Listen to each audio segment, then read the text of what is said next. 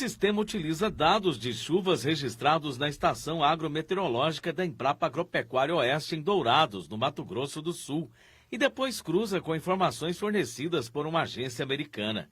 De posse desse levantamento, é possível prever com meses de antecedência se haverá ou não geadas na região sul do estado. O Sistema Específico de Previsão de Geadas para a região sul do estado demonstra que em junho a temperatura mínima aqui em Dourados deverá chegar a 10,9 graus, bem acima do necessário para a ocorrência de geadas. As geadas ocorrem geralmente em locais em que a temperatura esteja abaixo dos 4 graus. De posse de todas essas informações, o pesquisador Danilton Flumian conseguiu prever em dezembro que não haverá geadas em junho em Dourados. A gente tem condições de cravar que nesse mês de junho, especificamente no mês de junho, a gente não deverá ter geadas aqui na região.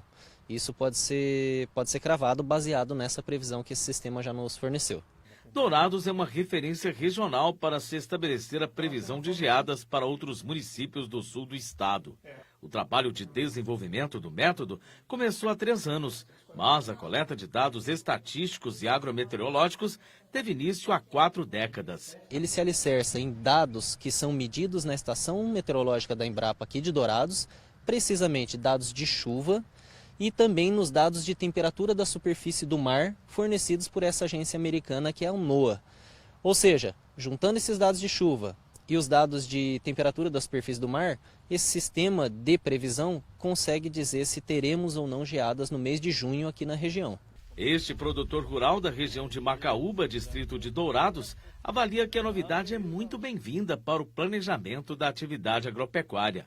Um planejamento a longo prazo é algo que ainda no Brasil é bastante carente de informações, assim, né? Você conseguir prever o tempo, o clima com um prazo maior de 30 dias, aí, né? Então essas novas tecnologias elas vêm para contribuir para a melhor tomada de decisão.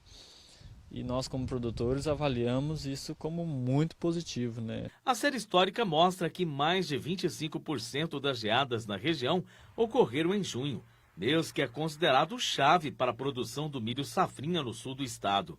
Desde 1979, ocorreram geadas em 21 anos, totalizando 38 episódios. Embora as lavouras estejam vulneráveis em maio, não costuma haver ocorrência de geadas de intensidade moderada ou forte na região nesse período. As geadas em maio aqui na região são pouquíssimo frequentes, elas são raras. E mesmo assim, os registros que aconteceram foram geadas fracas, sem potencial de danos. Agora, junho, elas já se tornam mais frequentes e com potencial de dano significativo.